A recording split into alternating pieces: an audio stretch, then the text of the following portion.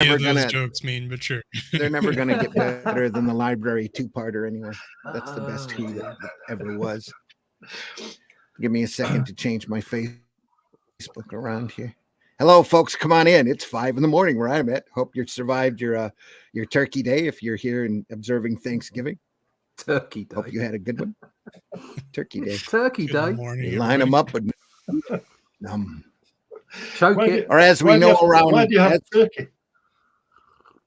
Why don't you have a piece of steak or some salmon, something like that? Apparently, that's the bird that was available according to the myth. You know, Kentucky Fried Turkey, the deep legend. Yeah, you should have been eating bison, shouldn't you? Plenty of that. They'd all gone by then, and they hunted them out of existence. Yeah, bison. Anyway, yeah, and they still have bison now. They're just close to gone. Yeah, close. Yeah. They're about half of their size too. So, but anyway, Anyway, Turkey Day around where I'm at, we call it the Lions Lose Day. So the what? The football. The Lions, they always lose on their Thanksgiving game. The referees always throw it. Weird. Yeah, that's the way it is. We have in Canada, we have our Thanksgiving. I think it's December. I think or not December, October. What is Thanksgiving for? What? So thank God we kept them to the south. That's what it is. I can never remember the date off the top of my head. It always just comes up. I'm like, oh yeah, Thanksgiving. But I have to look it up every time. But because apparently after the Civil War, they were scared to death. Once we unified the North and the South, they thought we were going to unify the far North too. And they were let's go. Get the hell out of here. Stay where you are. The Canadian Thanksgiving, I think, has to do with one of the dudes that came over in the 1500s. One of the first dudes that landed. The Viking. The Viking. And he was that was in the 800s. Oh, right. Okay. Probably. So Ethel read the red or something. Sorry, Whiskey, go on. Yeah, apparently it's like thankful for him making the crossing or whatever or something. I don't know. It was like a long time before the American ones. It was just called the Harvest Festival until we used to have that. American influence, Americans stomped on it. Yeah, bloody Yanks. But then our dates are different. Hang on, let me just look it up again. Yeah, but you guys we get Halloween. We gave you Halloween. It's a pagan ritual, and Druidic. You brought it back here. October and now it's 9th. Crap. And now kids wander around the street throwing eggs at your house. And we don't do bonfire night anymore, do we? No, we don't do bonfire. No, because health and safety. Second Monday of October every year. And Canada still has Boxing Day. Do you know? I remember we used to. And I miss Muhammad Ali. We used to do a harvest. Harvest, what is it, day or Harvest Festival. Harvest Festival. And we used to, when I was a kid, I remember my mum giving me a tin of peaches to take to somebody else. I don't know who. And I can remember now, I was only about 6, and I can remember we don't have peaches. Well, why did you buy peaches? Why did my mum buy somebody she's never met or whatever, some tin of peaches? Because you've got to buy a nice tin. My mum would buy a really nice tin, and I'd always swap it out for the horrible processed peas. It's like, we're having those peaches. I like peaches. Tin peaches and evaporated milk. Yummy. And then, nectar of the gods for poor people. and then in my... That's what food drives are for.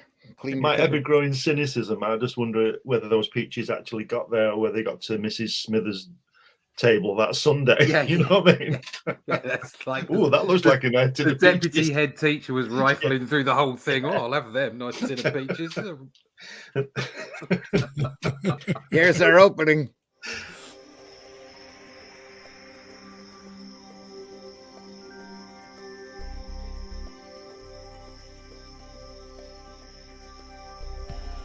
What was that? This is not a charade. We need total concentration. Now, once again, this time with theory.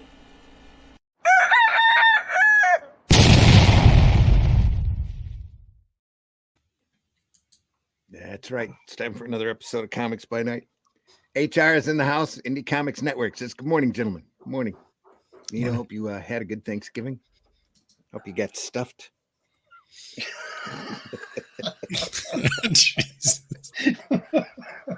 HR's going to be down on top of you, mate. It's going to be one of them mornings. It's the only holiday you can tell people to get stuffed.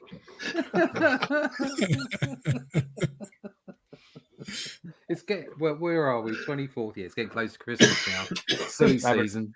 Robert Manning in the house says, "Good morning, good morning, Morning, Robert. Robert. Hope you. Thanks for joining us, aka good night. Exactly. Good morning, good night, good afternoon, wherever you are in the world. Wherever you are. Wherever you are. We are here to look at Talos. Talos of the Wilderness Sea by the great Gil Kane and Jan Stradant. With It is an epic drama. It says so right there. Yeah. It says It's an so. all new epic drama. I know it's an epic drama because it says so. Yes, that's right. So are we still on the DC. fence if that's a dude or a Yeah. lady? That's a or- bloke. It's a It's a dude. bloke. It's a dude. Come on, it's a dude. It's I'm a not bloke. sure. Yeah, but what's It is. behind? Is that a girl behind? No, it's him. No, Oh, it's right. him again. Haircut. And angst. He's holding his knife and everything. Yeah. Oh yeah, of course. Yeah. He's, Well, he's a yes. bit effeminate, but you know, Don't He's let still the a long bloke. hair fool you. That's an old hippie trope. yeah, but a hippie wouldn't wear it like that. No, or probably not. makeup on their lips. Santa. No, I know him. Yeah. No, he's yeah. I mean, his hair is it's very nice. It's very coiffured. It's got a rather lovely fringe. Yeah, that's You know, what I in the mean. savage land, there's plenty of I don't know, conditioner. Hairdressers, plenty of hairdressers in the savage land. Good morning, in the Levi. Glad you're wilderness here. sea. Yeah. So Just- Lol, so stuffed. There we are. That's He-Man. That's He-Man. LOL. No, I think it might be He-Man's boyfriend actually. He's a little yes, thinner than He-Man. Plus, he's riding a what is that? A wolf or a tiger? He-Man's boyfriend Arnold. Arnold. It's they them today. How dare you? Yes, There's the power. Yeah. They them man. Eminem's commercial, classic. By the power of God, Robert. Outstanding. Remember, this is approved by the Comics Code, so we're all good to go. But that must be comment okay. isn't.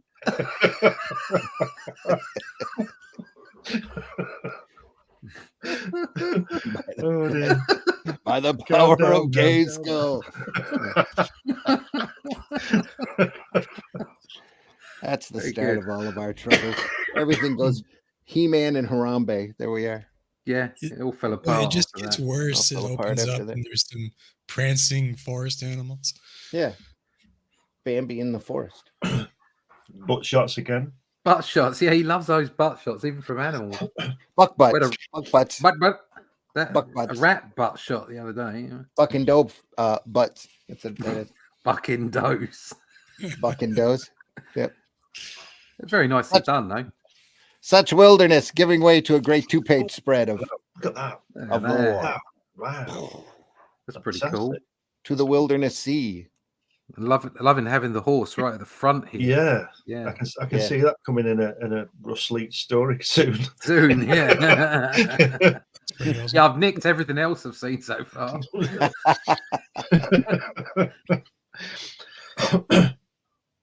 Wow, that's fantastic, isn't it? I really love the way he's like making imaginary animals and basing them on real animals. Yeah, And Draws if he gets it a slightly horse wrong, and makes him horny. yeah, That's all. if he Yeah. gets it slightly wrong, it doesn't matter. Yeah, This is fine. it's all good. Same thing with the humans here. Yeah, are they ape people or Little, something? little ghastly, yeah, a little Neanderthals. apish looking. Yeah. Neanderthal. you can still see it's Gil Kane, that face though, can't you? Oh, Oh, yeah. yeah. What a fantastic spread. I might have to nick that myself. Just great stuff. That's clever. DC printed this as a DC special in what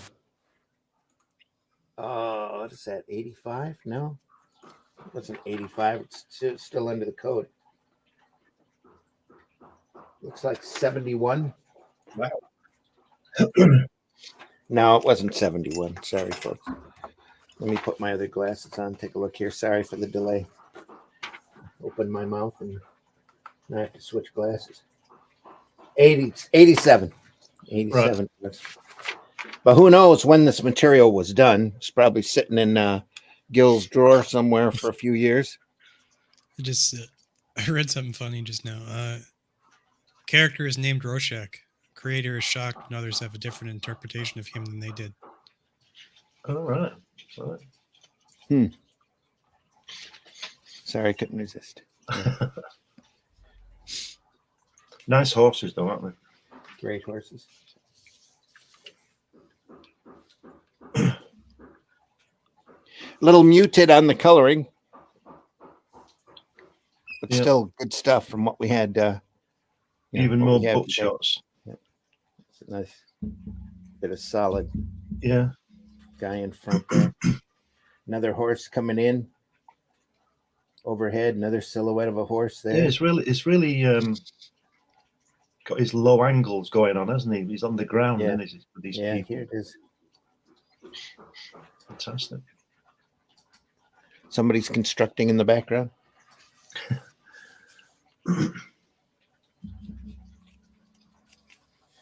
It's a nice look there. Wow, this is fantastic, isn't it? I've never seen this before. Yeah, I didn't even know this existed. No. That's why I like showing this stuff off. It's when we're talking Gil Kane, this is what I think of. It's this kind of work, not that and his great covers that he does. The composition on a lot of those Marvel covers that he did is just phenomenal. Just flip back to the first page, right? See who's coloured it. Is it Glenys Wein? Who what? Coloured it. Is it Glenys Wein? No. Greg Theakston. Wow. Greg Theakston. Wow. Did the colors on this. Because what he's doing, in my opinion, is he's obviously making these horses and these bad guys the colour, isn't he? Yeah. Like you said, everybody else seems to be sort of knocked back, even the ground and everything. Mm-hmm. And the main thrust of the action is the bad guy, isn't it? Yeah. Because they're the ones in colour.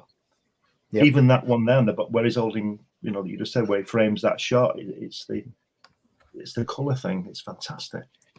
Greg's from Detroit. Did Pure Imagination for quite a while. Yeah. Did a lot of little freelance work, mainly for DC. Really loved Kirby. He painted the cover for New Gods for Hunger Dogs. For Hunger Kirby. Dogs, yeah.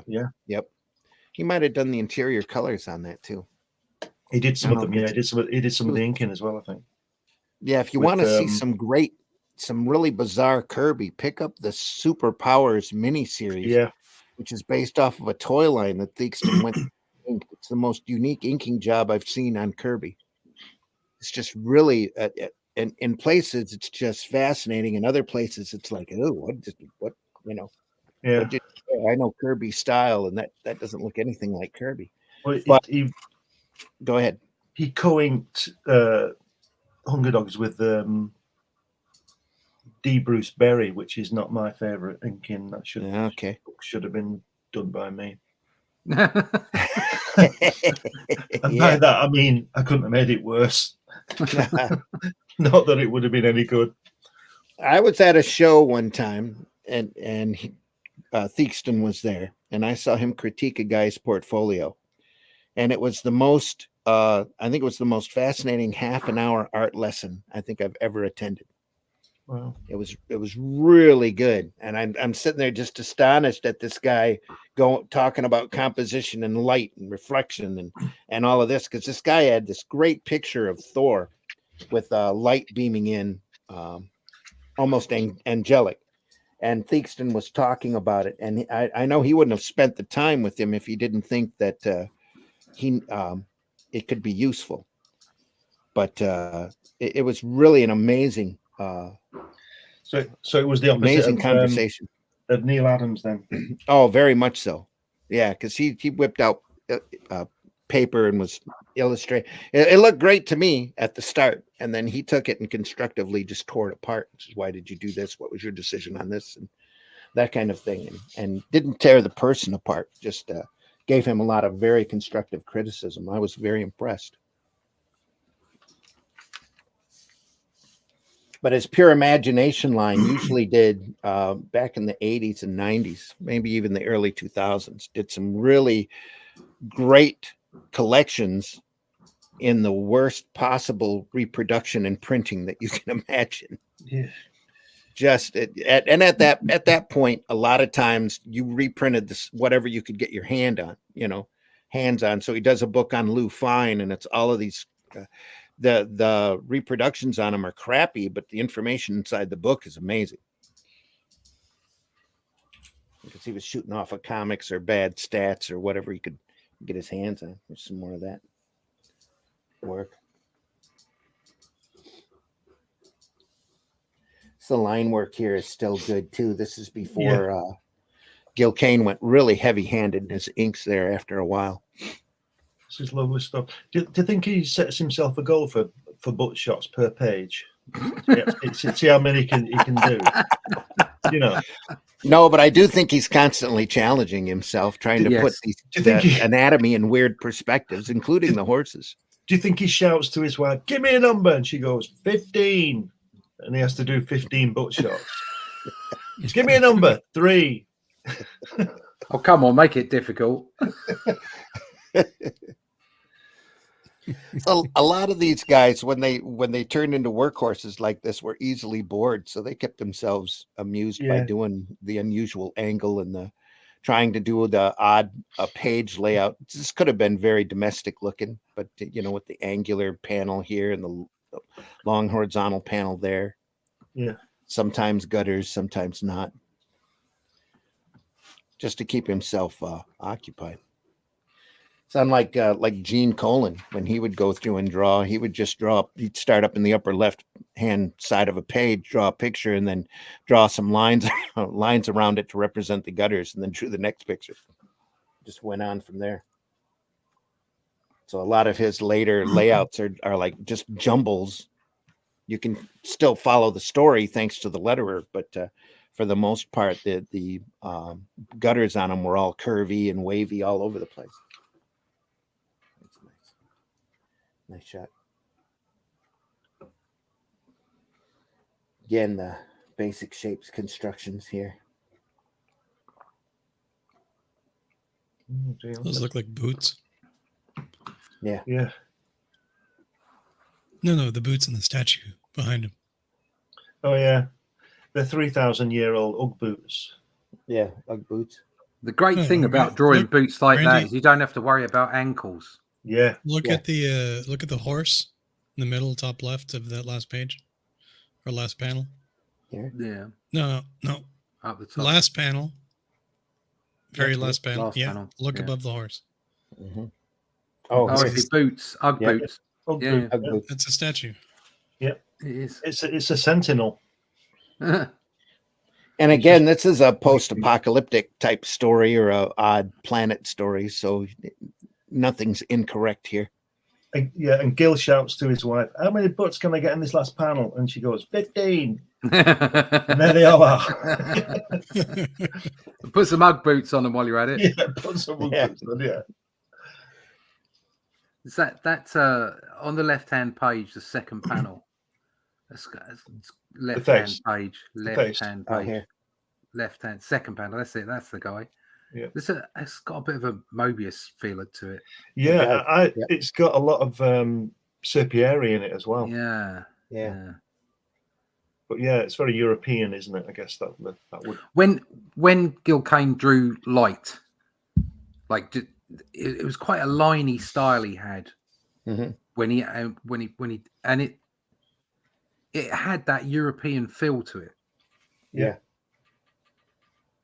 He was actually an amazing sort of. Well, this is how it appeared anyway. He appeared to be like this amazing sort of mix of European and classic American. Mm-hmm.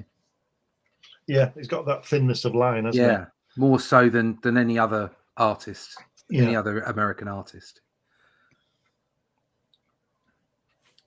Hi, Dave. Genuine Comics. Dave in the here. house. Yeah. Thanks for joining us, Dave. Morning. Hail. Hope you're doing all right. I was kind of thinking we'd get a few extra viewers because it's after Thanksgiving. All depends on who's up and who's working. Everybody's up early after the Yeah, after the dinner from the day before. probably Yeah. haven't been to bed. All You know, Early to bed, that yeah. processing. When you look at Gil's artwork, whatever it's in, don't you get a lot for your money? You There's do, always- yeah. He rarely does I don't know what to call it, an empty panel. No. Filler. Yeah, Filler content. it's amazing. But bearing in mind what I just said about the European aspect of it, Yeah, that he doesn't actually render that much, and yet you still get, like, texture-wise, Yeah. he leaves a lot of gaps on purpose, obviously, because that's the style. Yeah. And yet, like you say, you still get a huge amount per panel. yeah. Kubert's kind of that way, only with a brush Mm. instead of a line. Yeah. Oh, I've been watching Joe ink, Mm-hmm. and it's changed the way I approach inking, to be honest, by watching Wow. him. Yeah. Absolutely changed the way I approach inking. Just going back and watching somebody who knows what they're doing do it. And he's not. Did it for I decades, I don't. This is in no way detrimental to to inkers that are currently out there, because they do what's in front of them. Mhm. And I know that even when the pencils are detailed, it isn't just tracing. Of course it isn't. But the kind of inking that Joe and his peers did is different to modern inking. Mm-hmm. And they kind of did it on the fly. Do you know what I mean? Mm-hmm. And there's something very attractive about that, and there's something very attractive about what it creates. It creates very, very vibrant lines, and that's something I've been searching for quite some time. And I'd seen the videos on Joe several times before, but because I hadn't done as much inking myself, I couldn't appreciate quite where he was coming from. Right. And going back and watching them again and again after I've been doing so much inking, it's like, I kind of get it now. I think one Peter thing Palmiotti's in the house. Hey, Peter, hope you're doing No, all right, man. He Peter says, is hey, I'm definitely- not a tracer. He's definitely not a tracer. Definitely not. I think But Peter's been doing it long enough to know, to see how embellishment and inking aren't quite the same thing. And that, dependent on your penciler is dependent on how much the inker stroke embellisher puts into the work. I think sometimes the penciling these days can become too good. Do you know what I mean? Too finished. Mm-hmm. Too realistic. Yeah, well, that as well. Yeah, I like to see some flair, and I think what you get, especially with somebody like Peter, is when you get combinations of a penciler that has a lighter touch and lets the inker do their job, but be that bit more creative and put that little bit more in. I think that's an excellent thing. That's always the best artwork. Well, that's Buscema and Alcala, isn't it? Exactly. Or even I know Buscema wasn't keen on Sinnott's inks, but Buscema and Sinnott as well. Completely different outcome. You look at either one of those inks, so they're so far apart, and yet both are quite obviously Buscema. Yep. And yet both have their distinct style. The inkers have got their own distinct style in there. Well, that's what we said this before, where excuse me, where the inker or embellisher has to be an artist, because a lot of people think that the inker just goes over the lines, and he doesn't. No. Or he can, but he shouldn't. But Alcala is an artist, proper artist, and so is Joe Sinnott. So they know about drawing, and you're right, they do put their own sort of stamp on it. But as we said with Kirby, you can always, if it's Giacoya or Sinnott or even Vince Coletta on Kirby, you can still tell it's Kirby. Exactly, yeah, because Kirby has a particular way of drawing things. Yeah. And it doesn't matter what style of inker goes over. You could put Alcala on Kirby. Yeah, and you'd be able to identify both of them from the art. Yeah. He did Destroy a Duck, didn't he? Destroy a Duck, yeah? Yeah, Kirby on Destroy a Duck. Oh, wow, I didn't know that. I didn't know that. Have you not seen it? No, I've not seen it. There you go. I'll have to have a look. I plan on going through my long boxes one of these days Right. soon and pulling out a bunch of oddball independent stuff, and I'll make sure we look at that. Yeah. I'll find it. And You'll love we'll it, go Russ. through It's it. beautiful. Okay. All right. Yeah. I'll give that a go. It is incredibly unique, Yeah. to say the least. But yeah, it's very nice. It's a little Gil More layout doing his here. best turned up noses here. Yeah. See, it is a Floating girl. head. Floating head. Yeah. Floating head. It is a girl because of that little cute little nose, you see. Perhaps Yeah. it's a very young girl, which is why she didn't have a top on the front cover. Very confused. If she is. Yeah. Oh dear. Pretty sure. Another interesting look here where this panel goes off horizontal and vertical. Same thing with the lower. It's a dreamy panel. Lower right Yeah. page. Kind of meets together. This is all very confusing. Is it? That's just because there's no butts here. No, not the. Is this supposed to be a dude or a girl? It is a girl. It isn't. This It's is a guy. It's a young, It's a guy. It's They're a just young picking man. on It's a it. young Yeah. boy with The long young hair. man made to look with a girlish face. Yeah. Get your hair cut, son. Yeah. Get your hair cut and get a real job. Yeah.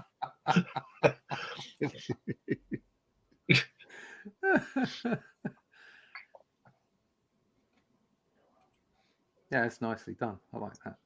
Yeah. If you look at something and there's nothing there, what's the difference of figuring out what it was in the first place? Exactly. It's very violent, Gil Kane stories, aren't they? Like that savage thing we saw last week. That looks real violent to me right there. Yeah. No. You know what I'm saying? Yeah.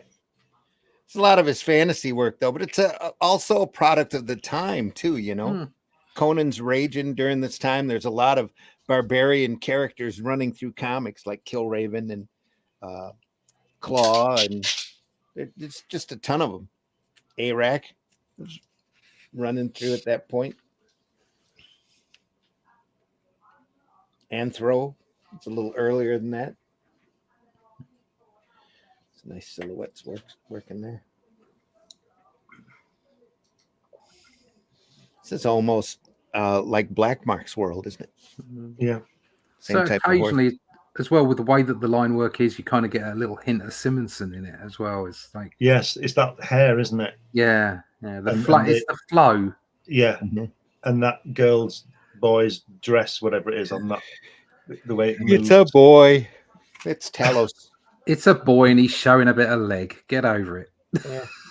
No, I'd rather not. I like the way on the second page, the first panel, where the two panels break into what could have been a big panel. If you understand what I mean? And those two guys are looking back and down at them coming towards them. Yes, yeah, that's good, It's isn't it? really yeah. clever composition, that. Yeah. Yeah. And you know see in the panel below where the horses are walking, you know those sort of tree things he does in the background there, those sort of trees. They remind me of those that thing on Watchmen that came through at the end. That Gibbons, you know, Little that tentacle beast. yeah, that monster thing. Yeah, It's also got a little bit of Geiger about it. yeah. Yeah. Organic, I think the word might be. Yeah, same thing here with the rocks. Very organic looking. Oh, his rocks aren't as good as mine. You with your big word. You need to come and see me about those rocks, Gil. You wouldn't want that to happen. Here, knock on the door. Yeah. You told me Oh to my come and talk to you God. about my rocks. It's Gil. Get your rocks off, Gil. Good Lord. Gil Kane. Oh, he's got a Peaky Blinders haircut. 40 years before Peaky Blinders. Bloody hell. Oh, he's threatened to do a dead con where he advertised all of these stars, and then at the last minute they just couldn't make it because they were dead. Because they were dead. Well, I think that's a legitimate excuse. For one that's, day only, Jack Kirby. You know, you see that left-hand page. See the first long panel, right, where they're coming towards those people where they're looking back. That pose, that pose there with the bald guy with that elbow is a typical Green Lantern pose, isn't it? it is. Yeah, typical green. Gil Kane. Yeah, Look and there. Yeah, yeah. He has little stock images, doesn't he? Like Kirby does. Like Kirby will always end up having a close up of eyes, won't he? Every fourth page, you know. Have these little shorthand things. everybody has them. Yep. The whole you're talking about the DeadCon thing. Like, I wouldn't be surprised today if, like, after like it failed, you know, because nobody showed up. Somebody be like in the reviews or comments, they'd be like, they could have weekend at Bernie's. This, what the hell, man? Well, we were thinking of making coffins, but that would have been morbid. I'll tell you something. I don't know whether you'll know this, but you know, the Rise and Fall of Trigon Empire that Don Lawrence did. Looking at this artwork, I reckon Gil Kane could have drawn that. Could have drawn that Trigon Empire, because it's a similar kind of kind of Roman feel, you know, with all the horses and swords and stuff. Have you ever thought about the Roman Empire? Have what? Say again. How often do you think about the Roman Empire? Trigon Empire. Trigon. No, the Romans. I think about the Romans quite a lot. What they ever do for us, eh? I was waiting for that. Wasn't going to steal your line. Over the horse shot. You're under the horse shot here. The horse shot. Holy Roman Empire.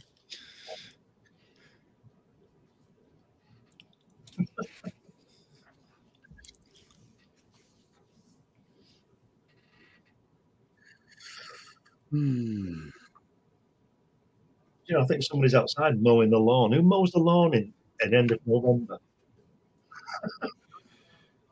Oh, they better get it in quick. It's going to snow. I don't mow the lawn the first around here. November. Look at that button on the first page, right at the bottom of that white beast.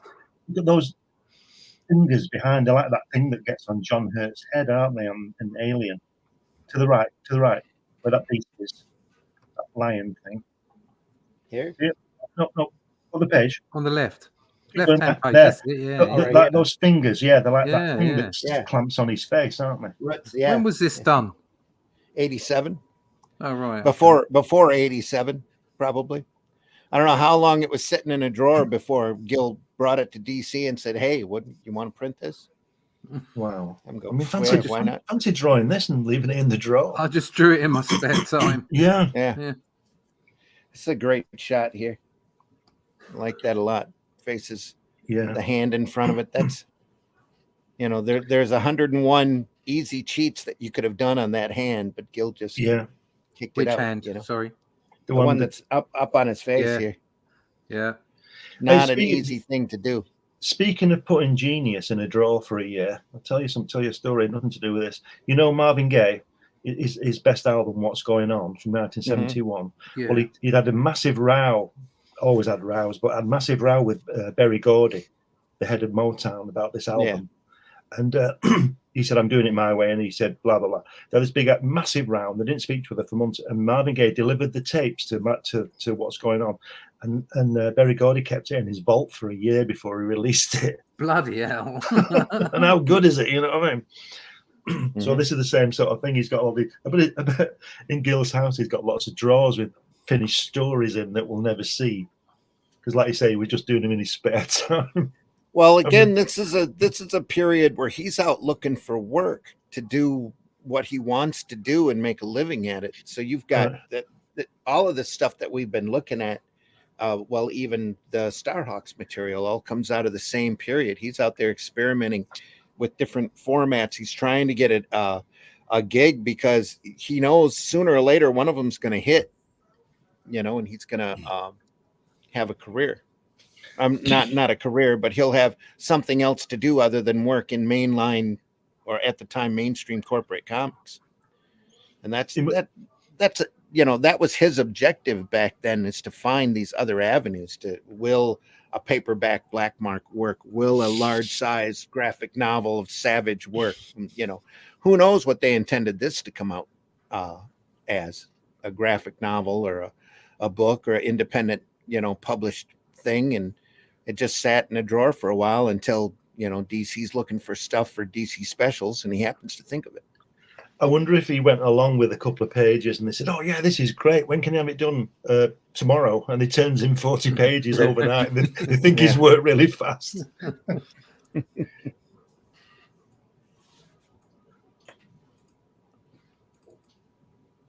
Well, there's a lot of that kind of product that was shuffled around, especially for these specials and one shots and that kind of stuff. Marvel Premiere, DC Special. Is that They might have wanted him on a gig, and he'd said, "Well, I'll do that, but I really want you to print this too." Yeah. Okay. On that left-hand page there, the first long panel, that head that's looking at you with the shadow there. Yeah, that shadow. Is that line? It's not very clear. Is it just line? The shadow on that head. It's a bunch of thick lines. Right. So, but it is line. Yeah. It's drawn. It's not. Yeah. Duotone or tin. No. There's no duotone or tin in this at all. It's all right. It's all Gil's line work here. It's all inky ink. Yeah. It's all inky ink. He does a lot of crouching figures, doesn't he? You know, nobody ever stands up. No. They're always moving. What I mean is that they're always moving, you know. Yeah. Right. Always static. Yeah. But that was his forte, though. He could take he knew anatomy so well, he could take a human body and bend it however he wanted and do it and have it look right. Unlike Frank Robbins, who he could take a leg and put it right up, you know, an ankle and put it right up next to your ear, and it just wouldn't look right, you know. Ankles next to ears. I'd have to show you some examples of Robbins, but he would do that quite often, and all of his figures were like rag dolls almost, and they were just bendy all over the place. Where Gil's got a full construction in his head, and Kirby's the same way. It's all broken down into basic shapes.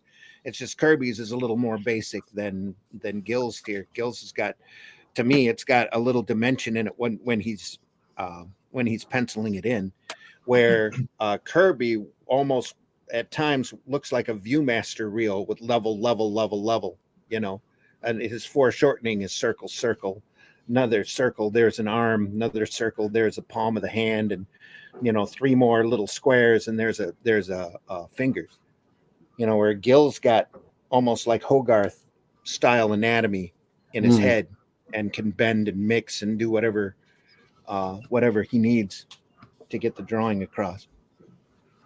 You follow what I'm saying? Yeah. Yeah.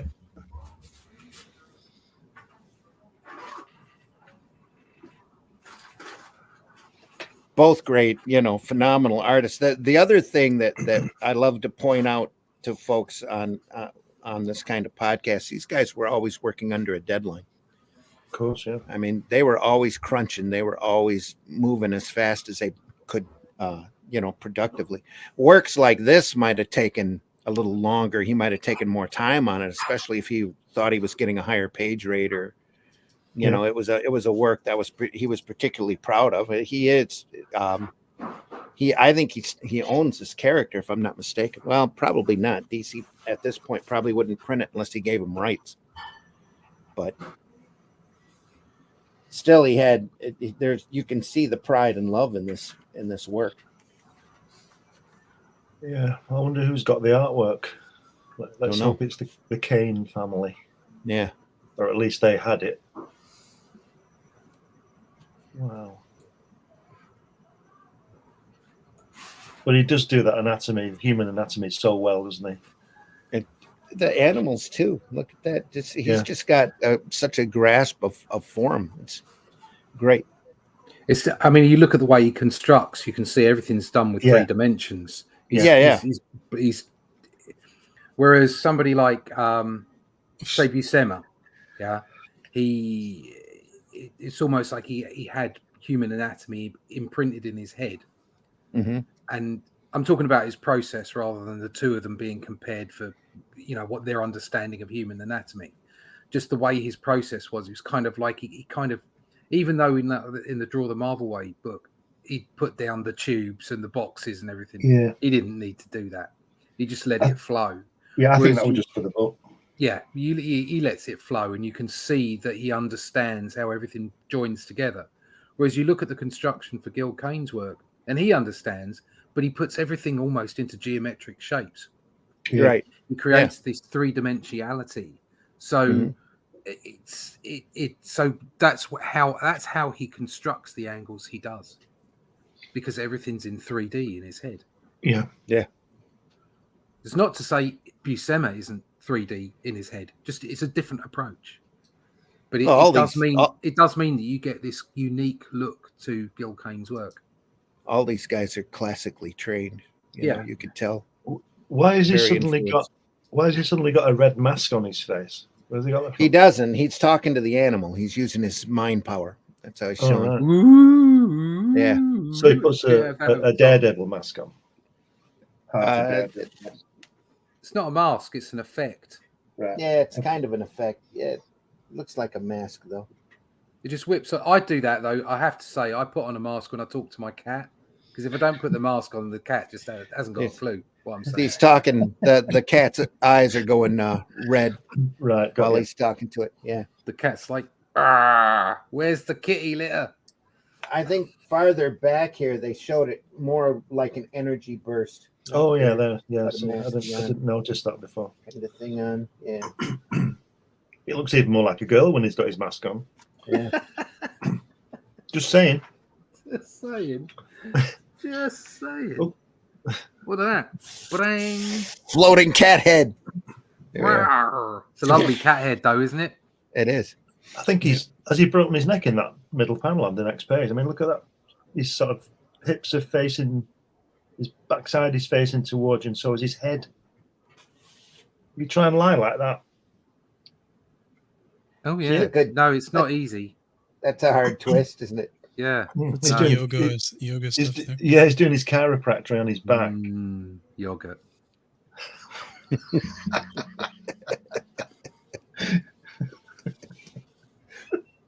Dave's flattering us this morning. Says, I'm good, Peter. Listening to these gents while working. Gents? Which program are you listening to? Same starting my day here. Says, I miss comics that look like this, so packed with figures and detail. Yeah, too. That's why we love showing this stuff off. That's why not only do we do this, but also we make them. Yes. Yeah. Not to say that we should match ourselves up against the great masters, but we do try. We do try very hard. It gives you something to aspire to. Yeah. Peter says, I cut Starhawks out of the newspaper and collected it for a long time. Had a huge stack. Loved that strip. Yeah. IDW's got some great reprint volumes out. I think there's 3 volumes, covers the whole run. We're looking at the Hermes print of it on our Sunday show. We're up to what is it, part 4? No, part 3. Part 3 is this Sunday. He wants to give IDW money, though. That's true. Well, some things they need to be congratulated for. They do some phenomenal strip reprint stuff. So.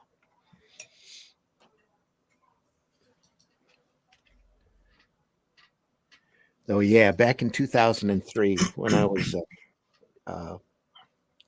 gophering for Bernie, we were set up right next to these upstart beach bums that were starting IDW at the time, and it's like I'm looking through their stuff, going, "You'll never do anything." They give you 6 months. Bunch of guys working out of a storage shed. Yeah.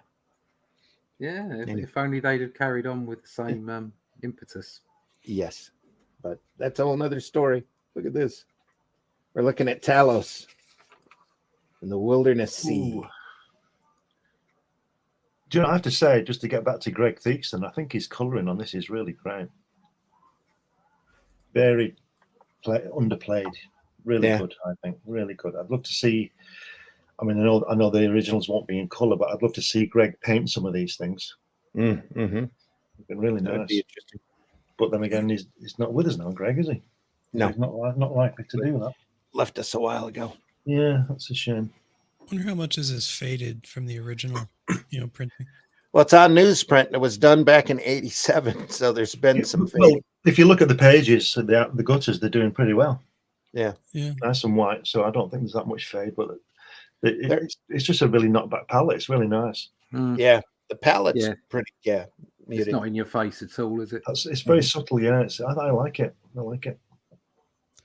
Something to be said about simplicity. Yes, yes. And again, I think it's his respect for the art too. Yeah, I'm going to say there's no ego here, is there? There's no like I'm the colorist. Look at me. He's gone with the story, which is great. You give that to a colorist now, and you'll have a completely different look to it. Yeah, and not a good one. Again, like we were saying before about the inkers being artists, the colorist needs to be an artist as well. You can't just drop the things on. Yep. It's surprising, actually. There's a lot. It happens a lot. I've had colorists do stuff over my work, and in general the color looks okay, but then they'll shape some anatomy with the color work, and it's completely wrong. Yeah. And it's like, no, I understand you're just doing the color. There's no just in it. I understand that your aspect of this is the color, but you have to understand the form and anatomy in order to color it properly. It's not just color theory. You have to understand what's being formed under here, and the inker and the penciler can't draw everything for you.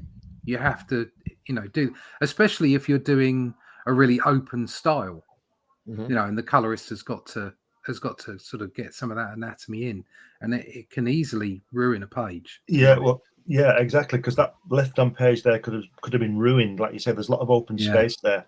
Oh yeah, for the color to go in, and the only sort of solid color, as it were, is the green and red at the top, isn't it? Yeah, I could see a lot of colorists completely overworking that page. Yeah, my thoughts exactly. Yep, I agree. It's not to put colorists down. You do great jobs, but they're like pencilers, like inkers. There are good colorists and there are not so good colorists, and a lot of that happens to be not just palette choice, but also understanding art. Yeah, and also I would venture that Greg has coloured some of the boxes for the same reason. He's worked it into the artwork. Yeah, he's coloured the boxes. I think he's done a fantastic job. Like I said at the top of this, I've never seen this before. It's absolutely wonderful. It's glorious, isn't it? It's really lovely. It really brings to mind a quote that I'm familiar with, or that I like saying, is a designer knows he has achieved perfection, not when there's nothing left to add, but when there's nothing left to take away. Yeah. Good point. Anthony de Saint Oxbury, I think it is. Antoine, I don't know. And something. Antoine. Don't. Two little kisses. I was pissing by your window. Yeah.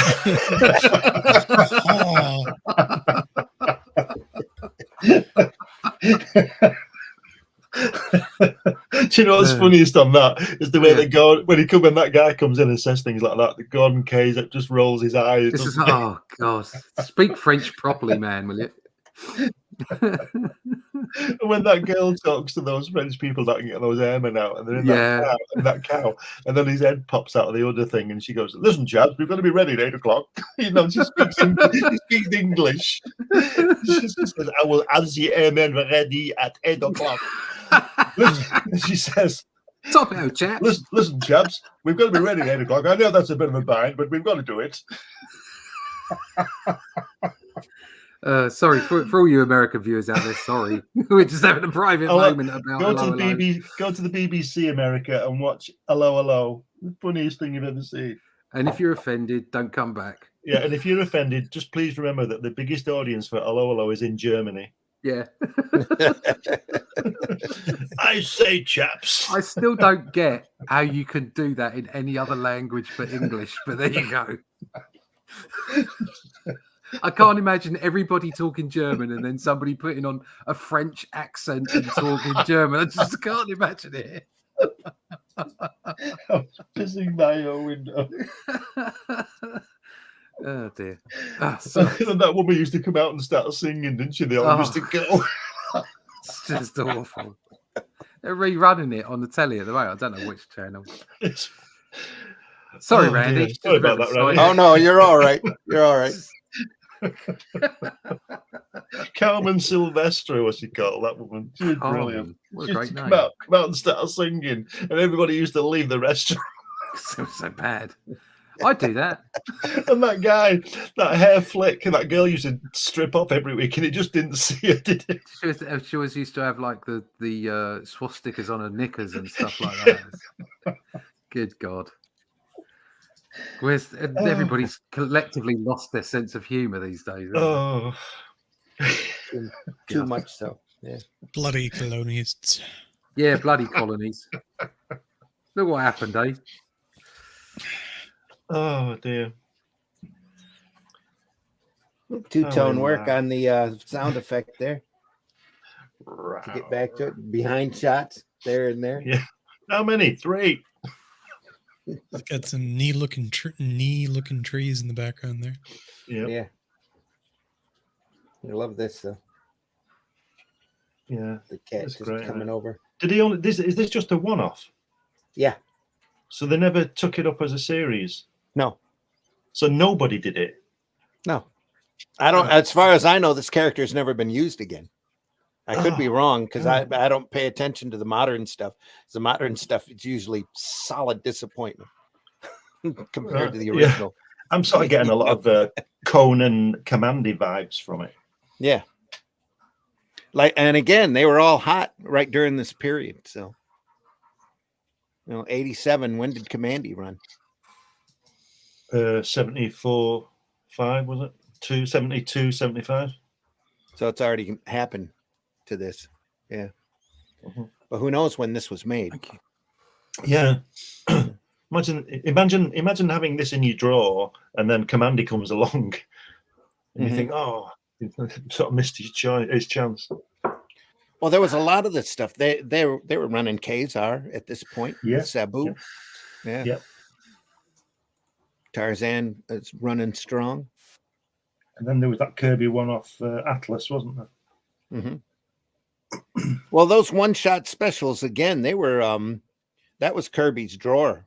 You know, he was pulling that stuff out, stuff that he had done a long time ago. Some of that. Yeah, well, he said, didn't he, at the time that he wanted to. His idea was to create and get other people on the books or the creative teams. He would just create the outline of it, so to speak.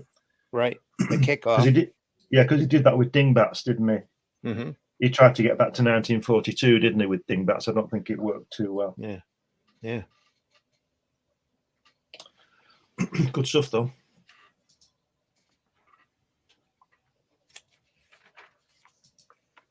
Look at that face there. Look at that face. That's a girl's face. Come on.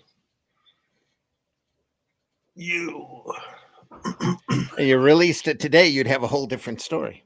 Yeah. Jesus. Put a whole different dialogue in it. Nobody wants to read that. No. But you're gonna get it. Have it shoved down your throat, whether you like it. What's this or thing not. about the Marvels? Is it on TV? The Marvels? It's in the theaters. Yeah, doing incredibly horribly. Yeah. Yeah, I'm gonna say it's not doing very well, is it? Well, somebody was saying that Disney has broken all records. They have 5 movies that are in the top 5 money losers of all time. Oh my God! All from this year. Boom, boom. Well, boom, boom. a winner's medal is a winner's medal. Don't forget. Yeah. And they're blaming men again for it too, saying, "Oh, the failure is because men didn't want to see it." And so it's my fault. It's marketed towards women, yet the whole Barbie thing kicked off and women went to see that, but nobody's interested in this. Apparently the figures came back on that, and 60% of the viewership on the Marvels has been men. 65. No, 65. You're right. 65% have been men. 65% 5 to 35. Yeah. I mean, from what I can tell, I haven't seen the film. I don't want to see the film because it's not for me. But it's like Freaky Friday with bad CGI. Okay, so it's like it's not the kind of film that I'd want to go and watch personally. That's the first trailer. It's got nothing to do with woke. Okay, Yeah. apparently the film isn't particularly woke. Okay, it's just not very good, and that's where we are with pretty much entertainment in general. It's like there's all kinds of ideology you can fit into entertainment if you really want to do it and you write it well. Okay, but if you can't do it well, nobody's going to watch it. It doesn't matter what you stick in it. That's exactly the key. You know, if there was quality to that movie, people would go. People would go and watch it. Yeah. Are they blaming white straight men for not going? They're blaming anything that they can to make it not lean back to the fact that it was their quality. That and the fact more general than that. It's anyone with a dick. Well, Disney especially has now burned their brand. They've Bud Lighted themselves. Oh, they have. What they've done, and they're not going to be able to crawl back without having at least 2 or 3 phenomenal films that just blow people away in order to build their brand back up. And I don't see that happening. Now, when they're talking about replacing Silver Surfer. I think that's just a silly rumor. I can't believe that they do that. Yeah, I hope it is. I'm hoping it is. I heard a question from someone the other day, and it was a woman that said it. It was just like, when did Hollywood forget that women existed? Yeah. Because everything's the first at the moment, or has been for the last 5 years. And it's like, that's not the case. Have you just forgotten cinema for the last 100 years? Well, these people, they're narcissists, right? The people in charge of everything, they only think about themselves. Yeah, they don't think about the quality of the product. I mean, we can see that in comics. They don't think about that. There's still the odd piece out there that's really quite good, more by luck than judgment sometimes it seems. But it's not because because corporate comics are. I've said this before. I'll say it again. Short answer is, back in the day, Marvel Comics was about selling comics, and now it isn't. It's not about selling comics anymore. It's about brand IP and all the other stuff that goes with it, whether it's films, coffee mugs, whatever. And that's why the comics are crap, okay, for the most part. Right? It doesn't matter what you put in them. They're just not very good anymore. They're not very exciting. Even the good ones aren't particularly exciting anymore. They're not particularly fun anymore. And this is quite a serious story, but it's all ages. It's fun. Okay, it's light touch, really. And I don't want to see Batwang. Do you know what I mean? I don't want to know who's shagging who, or whether they're having some kind of, mental breakdown. I want a fun comic. Yeah. And you even in the 70s, like Neil Adams, like the Green Lantern run and all that kind of stuff, and the Green Arrow, it touched on themes, and that's a good thing.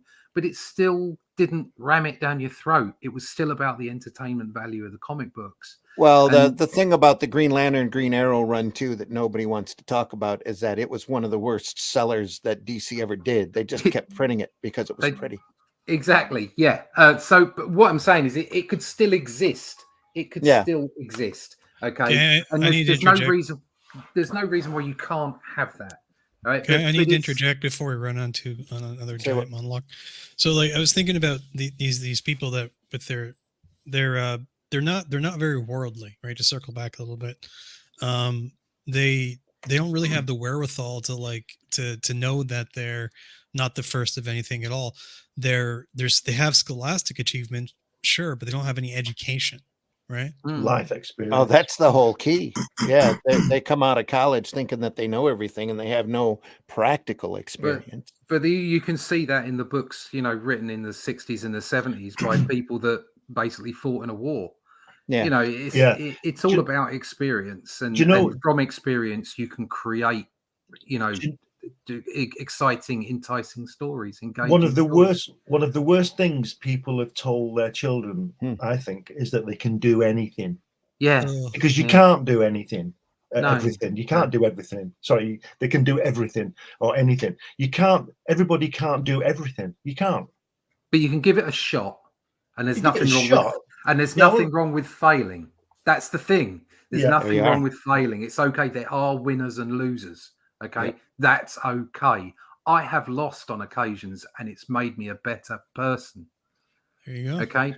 Understanding how to lose, what to do when you lose, how to pick yourself up and make yourself better so that you don't lose again. And it's not about putting people down. and saying No. you're a loser, I beat you. It's just a matter of self-improvement. And the only way you get that is by, it's Failing. not about, it's about failing. It's not necessarily measuring yourself against other people's success, but it's certainly a way of, having competition is a way of gauging what you should be shooting for. Well, I told you that a friend of mine, his boy used to play football and soccer, and this kid, Neil, my work colleague's son, was really good at football, and he scored all these goals, and his team won the league. But the guy who was bottom, the team that were bottom, their goalkeeper let in 390 goals in a season, and he got a league medal as well.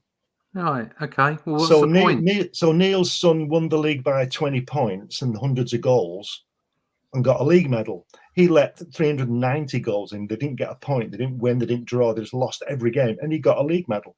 Well, you see, the trouble is that that's the lowest common denominator, isn't it? So everybody thinks they're a success. So everybody thinks they're good at something. And I have to say, you've got to see that in the comic industry at the moment. There's a lot of people that think they're really good because they're getting paid by corporate comics. Not much by the looks of it. And they're producing rubbish. Yeah. Sorry, but they are. It's rubbish. Not when they have to run GoFundMes for sandwiches. Yeah. Yeah, exactly. I like to say that I find it hard to take people seriously that've never been punched in the face. Yeah. Well, I've been punched in the face, and I block better now. There you go. Right, you lose a little bit, you learn something. Yeah. But even just looking at that as a life lesson, whether it's punched in the face physically or verbally, whatever it might be, you're absolutely right. You need to understand loss. You need to understand how to get over that and make yourself better personally. Well, a kid smacked me in the face when I was 12 for no reason. I'm still wondering why. I remember it though. I bet he doesn't, but I do. He just punched me in the face in the yard. I thought, whoa, what was that all about? Yeah. And then he walked away. I was going to fight him. But Pete, and that's where it comes to looking at these kind of. It's important to look back on history and see what you've got, how you got here, and that's what these our podcasts are all about. Are these fantastic artists who just show you how to improve over time and how to produce. That's the other thing, like consistency. I think it was the Firesign Theater said, how do you know where you're going if you don't know where you've been? Yeah. Thing about failure too, it teaches you your limitations so you can excel at your strengths. Like if I wasn't punched in the face and I didn't take martial arts or whatever, I wouldn't have been able to show restraint when this all I can say is this like animal was chasing this woman down the street and I tackled the guy, right? And then I held him down, wait for the cops to get there. And when the cops arrived, I didn't hurt the guy. I just held him in place. When the cops arrived and, she was okay or whatever, to just go quickly through the story. The cop says it's okay. And he was kind of fishing too, but to probably try to arrest me or something. Yeah. But he's like, you should have just popped him in the face a couple times, and I'm like, no, I just held him down. Yeah. Right? Then he should have arrested you for assault, couldn't he? Yeah, probably. But those lessons, you need to know where your limitations are and where your boundaries are and all that kind of stuff so you can succeed. Right? Man's got to know his limitations. Exactly. Meanwhile, back on our comic, the sky is pink. Yeah. Love it. I have a love of pink sky. Yeah. Lovely Martian sky. Apparently it's blue. Is it?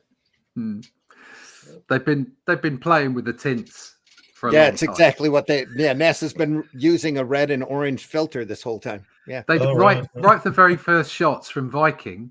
Yeah. The shots came through apparently and they said, all right, well, the viewing public won't like that. Stick a red filter on it. Yeah. Right. So we've just landed in a desert somewhere. So the sky is blue then. It's got it's not pink. It's not red. It's got a grayish blue tint to it. Yeah. It's got a grayish blue tint. Yeah. And if you've been following the news, they just found a 4-kilometer long straight wall. No. In the middle of a plane on Mars. Yep. It's only a matter of time. It's just where the wind's erosion on the nature doesn't make a straight line. I know.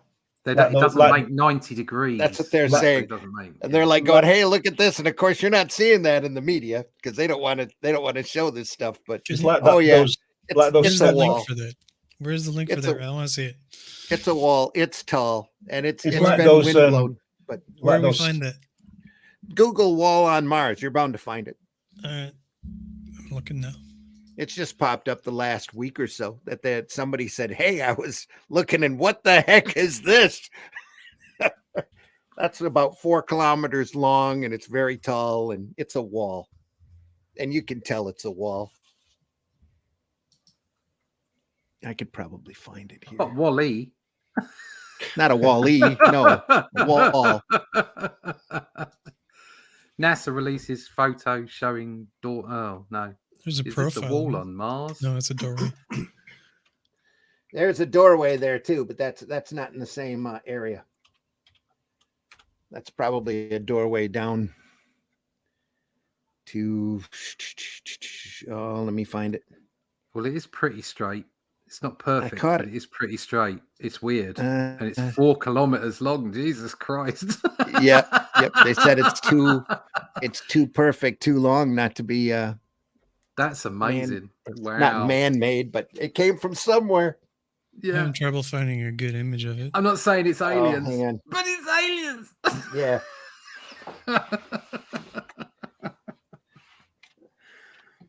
Going back to the original site that I wish I had hair like that. Oh, yeah, it's got the doorway, hasn't it? The thing is, you see, is you can't tell how high that door is. Oh, Isn't apparently it is small. Apparently that door, What's small though? well, sort of like a couple of feet high or something. It's not. Right. It's not. It looks like it might be this massive doorway. It's not. Yeah. It's not. But it is. I mean, the fact that it's cut so square is a bit weird. Yes. That's No, I'm not saying it's weird not at a all. doorway. I'm not saying it's not a doorway. I'm just saying that we have no gauge of the No, height. well, that's what I was saying. It is quite small. I suppose the Martians must have been really small, Well, then which is great. weird because if Well, they've got low gravity, you'd think they'd be really big. What? Not if they What's were that red small to arm? begin with. It's Mars. It's come. from Sorry. Mars. It's Mars. Turn the page. Let's carry on with Gil. Yeah, we can find the wall later.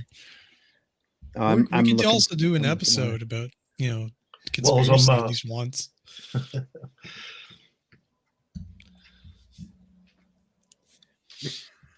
Peter saying Ah. it's a tall black rectangle floating off the ground. Yeah, that'd be good. Where's he gone? Where's Randy gone? I'm here. Oh. Give me a sec. I'm No, they, working this up. The CIA come tumbling through the window. He was We can, yeah, revealing too much. Don't We can touch screen- that dial.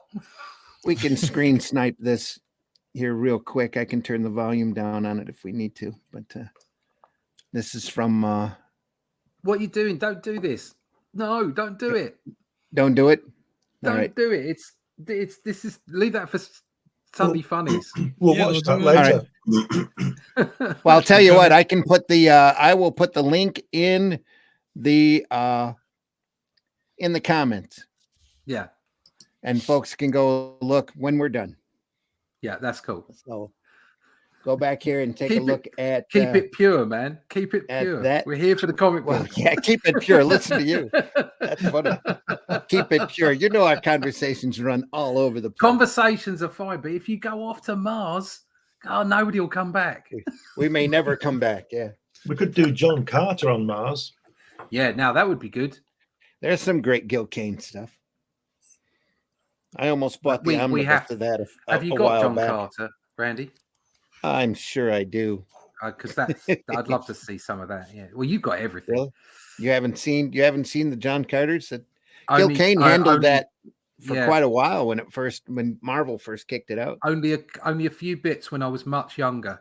Ah, So I haven't. you're making And me go it's through my on long my box. list of things to buy. But it'll the be on list is our- long. It'll be on our list to show off then. Cool. I'll have to You'll go probably through show and- it, and then I'll go. Oh, I've got to go and buy that now. Yeah. Ooh, arrows to tell you which way to go, eh? Not good. Oh no, we shouldn't be having arrows Yeah. Why do you need them? because Sometimes. naturally you would go top to bottom to right. Yeah, I You guess. see, or you would go left to right, but you wouldn't come down to that one unless it had dropped down somewhat into the next panel. So it just isn't natural for you to go round in a circle there, because what happens is you finish the page before you get to the second half of the story on that page. Yeah, you'd go down and over. It circles itself. It circles Yeah. into itself, which is not good for reading flow. Gotcha. But it's Gil, so we'll let him off. Yeah.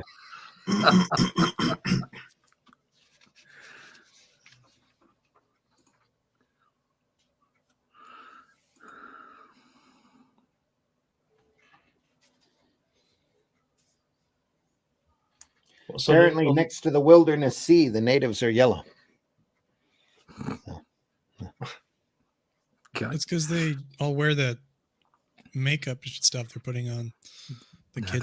They're all related to Homer Simpson. Could all be. that stuff on the arm. Yeah, exactly. That's what I'm talking about. The makeup. They're all Yeah. wearing body paint. Which isn't the first time we've seen body paint in this thing. Mm-hmm. I don't care what anybody says. That's a girl. Still on it. Not a girl, it's a guy. Come on. It says No. back during the era where men, especially the superheroes, were wearing plunging necklines that go all the way down to the belt buckle. Oh dear. This is Falcon, when was this? Luke Was this Cage 70s? comes to mind. Nomad. Was 80s, this late 70s? 80s. 87, we think. Well, it published. Oh, 87. 87's when it was printed. It might not be when it was drawn. Right. So it's the Okay. glam rock. It looks like Yeah. glam rock. If you look at that left-hand page, that where he's putting his hand on her arm, the second panel, right? Yeah. That On his is a- arm.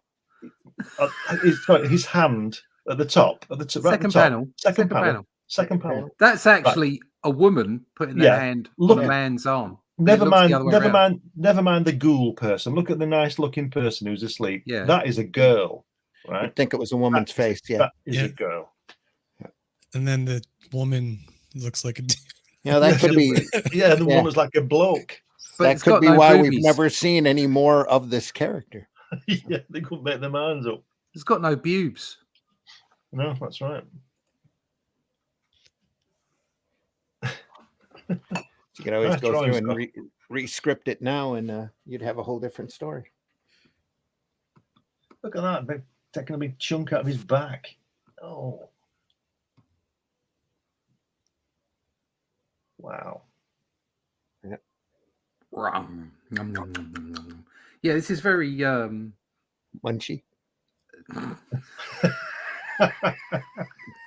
this is very He-Man Yeah, riding on the back of a big cat. except Yep. it's he girl.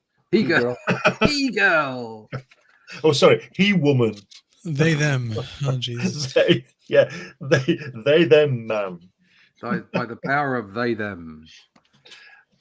What are we saying about sound effects, Randy? Every 14 pages we get we just get one sound effect, don't we? Yeah. Wow. No wonder he's upset, that guy. All he's doing is munching on people, and somebody's decided to munch him. He could get in that ear, couldn't he, and stab it? Mhm. He Yeah. could fit in that ear. In your ear. Yeah. Here you go. I'm just looking at this mad face. Yeah, that's a real Gil That's- Kane, isn't oh, it? It looks that like is- Rorschach, doesn't it? that's Yeah, it does a expression little right bit, there. yeah. I like the way he does his shading on these. It's really strange. He doesn't seem to finish it, but it really works. Mhm. But yeah, it really is good, that. That little stubby nose like Rorschach. Scrunched nose. Yeah. Some intense Nazca lines there. Yeah. All part of the yelling. Goodbye to all that. Looks like a real goblin in that third panel, second page. Yeah. Yeah. On the fourth panel with the face, is the must underlined? Attention must be paid. Is it underlined? It Yeah. is. I think that's a It is mistake. underlined. I think that should be in italic or bold, because I reckon that's a mistake. They might have done it for emphasis. And You don't later see that on- very often in comics. You don't see But it's stuff like when underlined like you see, that. I would never do that, because it's like when you get when somebody's, you got a speech bubble and somebody says number 9 and they put the 9 symbol. You don't say that. You say 9, N-I-N-E. Mhm. So that, I think that's a mistake. I think that was underlined for emphasis. Yeah, and the it letter should should have been have done, bold. he should have done it in bold. Yeah. Yeah. Sack him. Sack the letter. Gaspar. Rubbish. Get him off. It's that yellow guy from Sin City. Yeah.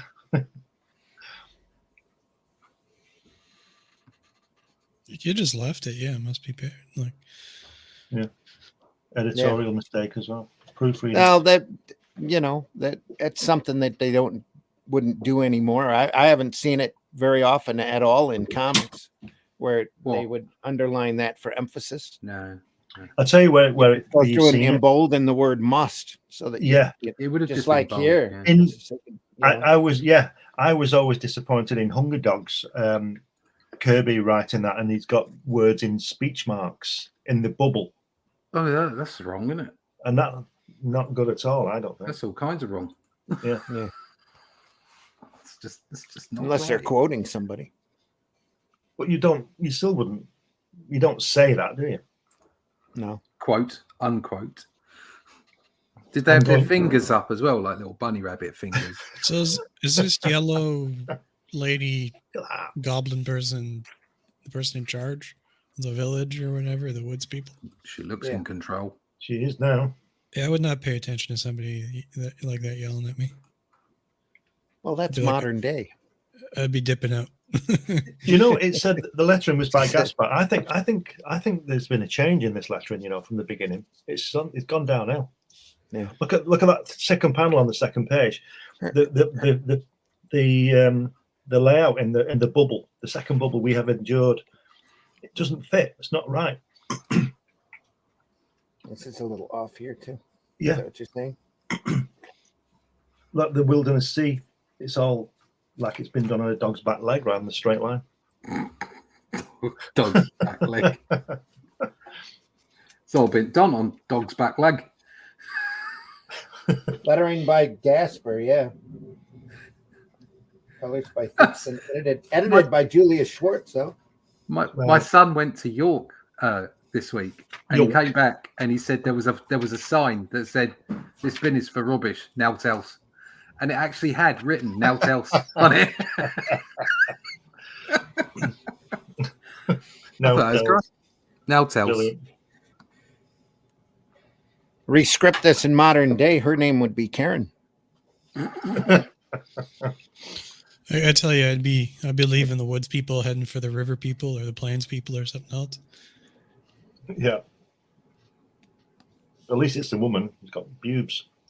Yeah. The Pubes. yellow jaundice Pubes. people Yellow jaundice people. from the land of jaundice. That's fantastic. That should have been a full page. This here, yeah. Yeah, that's great. It's kind of cool, isn't it?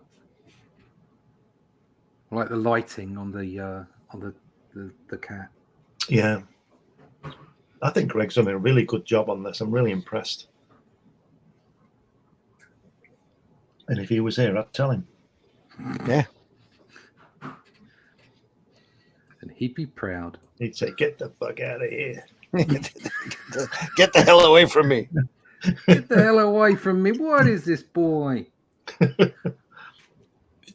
Well, there's like, you can't tell me that's not a girl. Look at that on the next page. That's a girl. Give me a break. Maybe the people in this universe have Yeah. switched facial Well, heads. if you look It's a at they them without if you look at the long panel, the pubes have fallen to the midriff.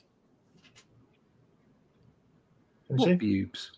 The second page, the long panel. He hasn't There. got pubes. No, but they've slipped. You can see they've slipped. Can you see? What, his pectoral muscles? Yeah. They've slipped in his They're up- stomach they're up here. muscles. They turn into his stomach muscles. They're No, down here. further Yeah. down. Oh God! Come on, where's your sense of humour? It went missing some time ago. It's in the jungle somewhere. What an unfortunate universe to live in. Yes, bubes in the waist. That's a girl. Look at that third panel. That's a girl. And the last panel as well. Look at the look on the face, like a John Buscema woman. That. He's obsessed. Kick him. He is. You think? Very much You so. think he maybe was like supposed to be a girl, but then they wouldn't publish it unless it was a dude or something? There are guys out there with girls' faces. Come on, with tender features. You know what? I don't believe it. Whiskey might You don't have believe it? something there. Yeah, I'm Whiskey always might right. have- Yeah. yeah, I think whiskey might have something there. Oh, what a noise! So they went Come through Open that door a little slower. It'll be like the creaking door. In, Yeah, sorry about inner that. sanctum. No, you're fine. Don't worry about it. No, What no, a rush. noise going on. People It all adds to like the bloody transparency. Piccadilly Circus in It it. all adds to the sound effects of life. That's Russ right. is right. I've only been wrong once. No, you're only wrong when you disagree with me. No, okay, sure. Okay. Another great. That's still a great panel. Look at that. It's Even with their fantastic tender artwork. face. Yeah, Brilliant. it's great stuff. Gil Kane Up- is Up the nose shot right there. joint That's second go with wrong. everybody else apart from Kirby, isn't he?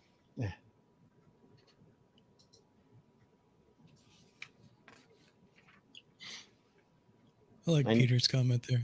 Is need it to point out yellow guy we- from Sin City? Yeah. Sorry, Randy. Need to point out we haven't really ran into an ad yet either. No, it's great, isn't it? It's like a little Epic. graphic novel. Yeah. They were right on the beginning when it said it was an epic. Epic drama. How many pages is this? This is I think page it's 48 page 42. comic. Yeah. Yeah, it's great. It's really good.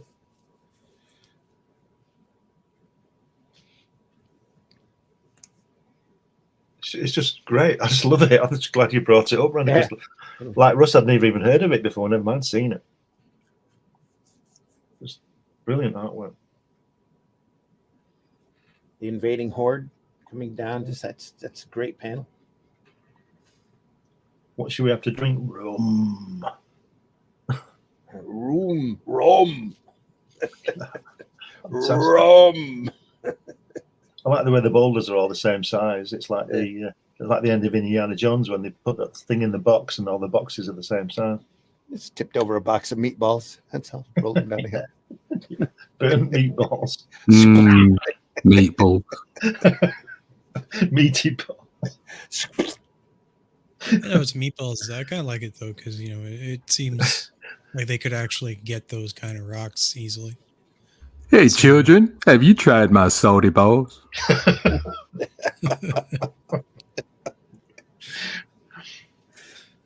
It's reminiscent of obviously not. I mean, obviously one is this predates the other, but I was looking at an anime version of the Seven Samurai. The classic Seven Samurai. Yeah. It's actually, as an anime, it's really, really, really, really good. But it's set in the future kind of situation.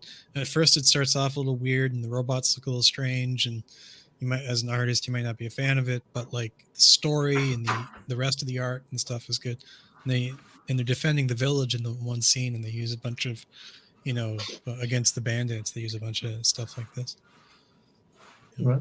rocks and That- traps and. Seven Samurai plot.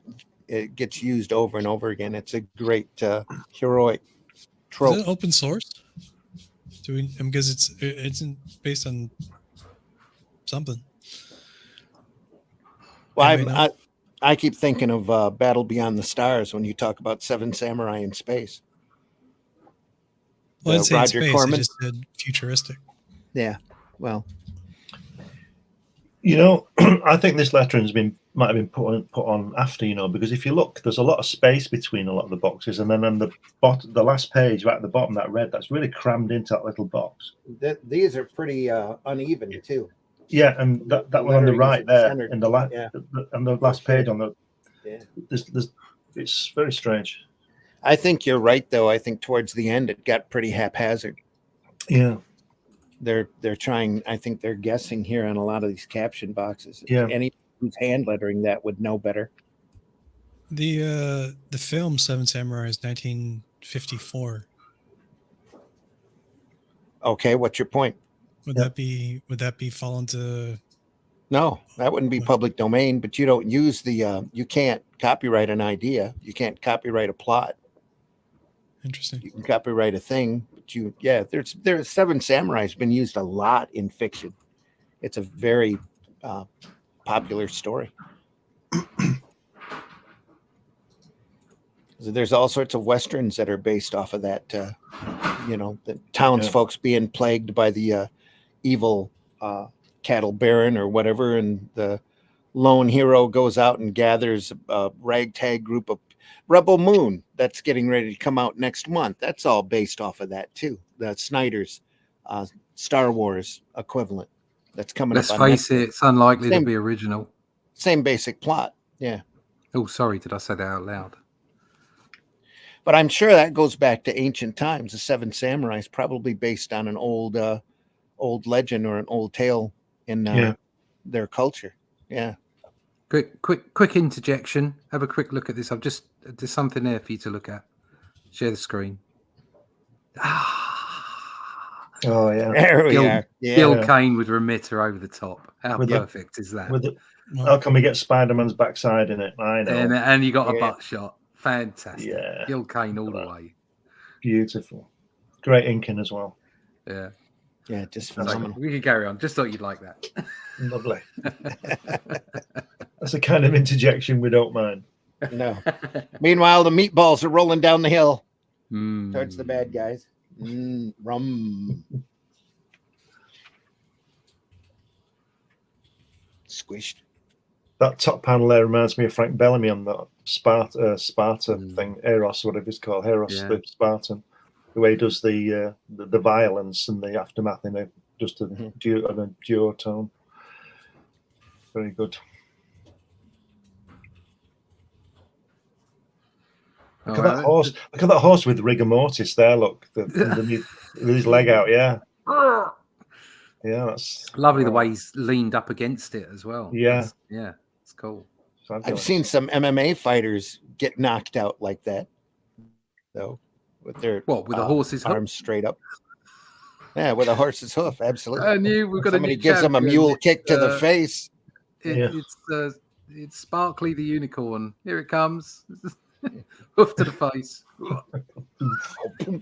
Wonderful spinning hoof kick. What's that lion doing with that guy lying down on the third? Oh, stop it!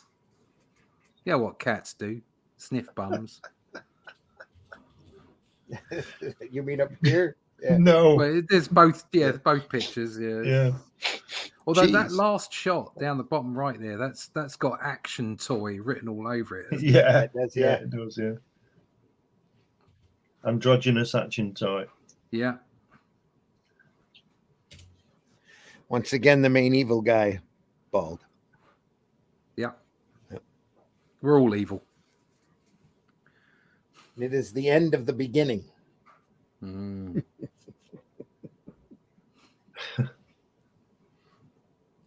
I like the way he's angry to the end. The guy, why do you spill my blood for a pack of savages?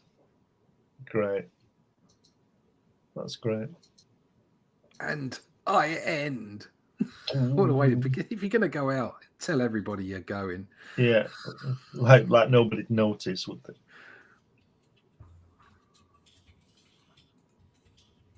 My true test. I also like the way Gil draws blood in a thin black line rather than like Dave Gibbons, who does a big glob of it running down. Doesn't work for me, though. It's you know what? Because I had to draw some blood yesterday, and it's difficult because if you've got something behind it, You had to draw some blood. yeah, Had to if draw you- some blood. I'll show you in a minute what the blood Got to was get all that about. sword. Yeah. And so you can't just put it in black. Somebody it would get tasted your lost. blade. Is that what you're saying?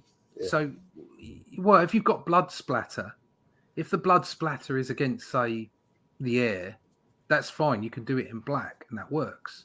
Mhm. But if it's against clothes, it doesn't work because the shadows in the clothes mean that you can't see the black of the blood.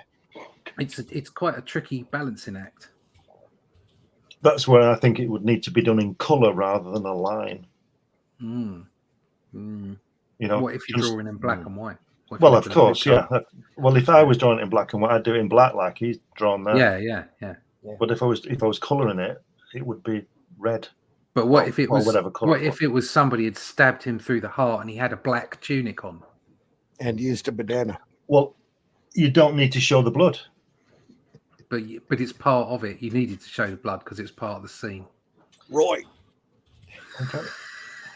I'm just illustrating the fact that it's tricky. It's tricky. It's very tricky, yeah. Tricky. That's your job to find a way. It's your job. Get on with it, Russ. You're the artist. Jeez, stop complaining, will you? I'm fed up with you people. Well, get your eraser and make him have a white jumper on all the way through around the black one. Sort it out, will you? Get the eraser out. Get the white. Slightly more manly face in the end. Yeah, slightly. Yeah. Just a please. That face. All that face needs is some lipstick on. Just a bit of lippy. And then snog that bad guy. Oh wow! Look at that. Was that the end? Did it end? That was the end. That's it. Yep. Yeah. Well, it's the end of the story. Of course. The end of the beginning, actually. Yeah. The end of the beginning is against the beginning of the end, which we all know.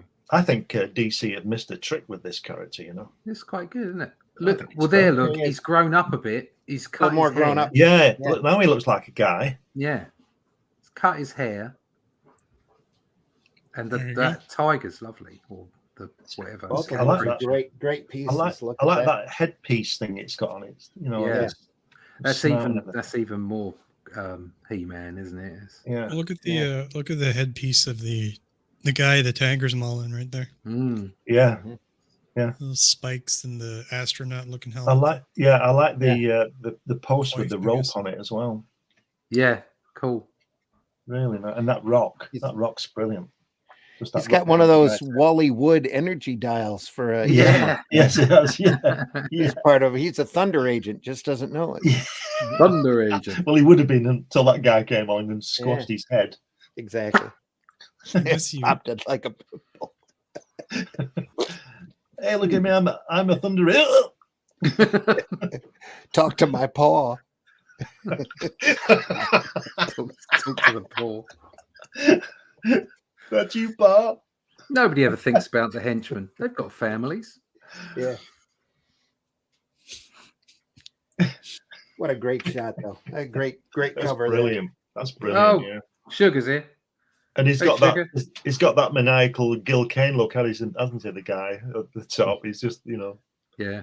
Sugar's in the house. I think it's time for us to go. Yeah. See you, Sugar. Right at the end. Go ahead. Eventually figure out how to pick up a sword or spear or something. Who? The hero TALOS? there with the knife. Yeah. He's got a red knife there. Perhaps he likes knives. He probably does. It's a matter of choice. But he has their weapons of choice, right? Yeah. Yeah. Let's go charge in with a cavalry type thing and he's got a sword here. Have to lean off the horse or tiger in this case to stab somebody in the face. He's letting the tiger do the hard work, isn't he? Yeah, I like the way he's drawn him gripping the beast sides with his leg, the way the shape of his leg. Instead of just straight down. He's gripping it, isn't he? It's fantastic. Yep. Although that arm is twisted a bit weirdly, but there you go. Yeah. That's with the back. Yeah. It's a bit odd, isn't it? Yeah, that takes. Yeah, that's a little rough. Yep. Definitely not a look in the mirror shot. But it's like we said, it's Gil Kane, so we can get away with it. Yeah, get away with it. Yeah. It's all right. Yeah. Gil did it. Yeah, but look at all the rest I've done. The wrist is twisted wrong. It looks like. Well, it's the bicep is too extended. Yeah. Yeah, and his hand's too far round. It would be okay if you dropped the whole of the forearm, the whole of it, the hand, the knife, the whole forearm, dropped it down so that it went more in line with the arm, it would probably be a better, because then your bicep would be going into the nape inside the opposite side of the elbow. Yeah, and then the front of the forearm would be seen in the right place. yeah, there's definitely a goofy arm. Yeah. But who am I to criticize Gil Kane? Great use of negative space on the previous illustration, where it's just that rock is just empty. That's something that Frank Robbins would draw there. Yeah. Instead, he'd have this ankle up here next to his ear.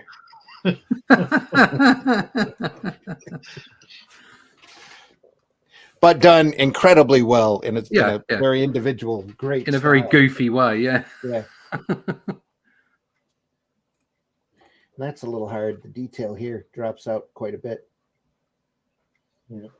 On that one, that should have been full blown too. They had something to say here. So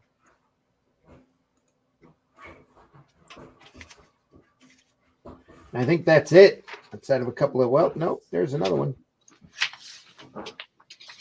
Again, great use of the negative space. Yeah.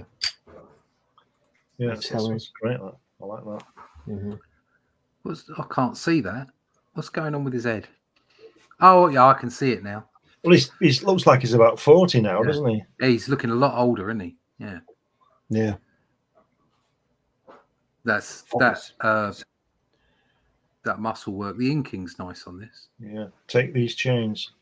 That looks almost like a Conan book, doesn't it? Yeah. Very much so. He was doing some Conan at the time, wasn't he? Oh yeah, all through this. Yeah. Conan was real big during this time. All the barbarians. He was drawing some Conan. Yeah, he was. Yep. Yeah. Was he doing Conan in the regular book when Buscema was doing the black and white? No, he was doing the black and white. Oh, right. All of that stuff was freelanced out. It's Conan. He did regular as well. I don't think Kane had a solid run on that. It was all very spotty, depending on the freelance work. Yeah, I mean, I've got floppies, the Savage Sword of Conan, just the flop with Kane in. Right. But I've also got like the Conan magazine, and that had like 30 odd page, 40 page stories in it, and there's Kane stories in there as well. Right. I could look through the Savage Swords that I have here. I've got the first 3 Dark Horse, almost like essential volumes, and look and see if we can find some more Kane. If you want to go through that. Yeah, sure. Yeah. Well, right, okay. Or do you want to end it there? I don't know what there is in the first one. It'll be like I'm sure he's in there at least once. There's some in the second.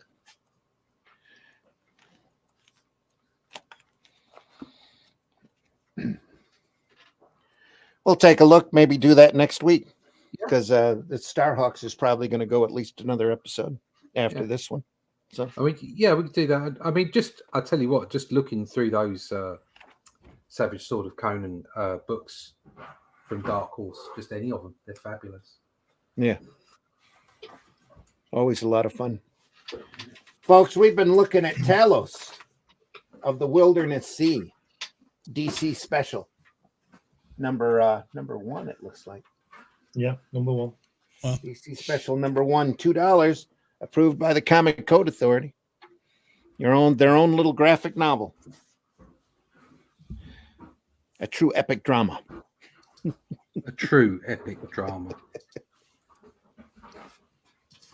I'm not happy with that Flash. No, it could have been much bigger. Here, yeah, I think it could have given the text a bit of breath, couldn't it? Could have allowed it to breathe a bit. It's been added at the last minute, that I think. So is this though? The logo is too small as well. It's amazing to think. You look at this. You look at this, and amazing to think that this was at the same time as the Watchmen. Really? Yeah. Well, it says at the bottom down there, who watches? Of course, yeah, and it's 87, yeah. And it's so different. This is the old world, as it were. This is when things were good.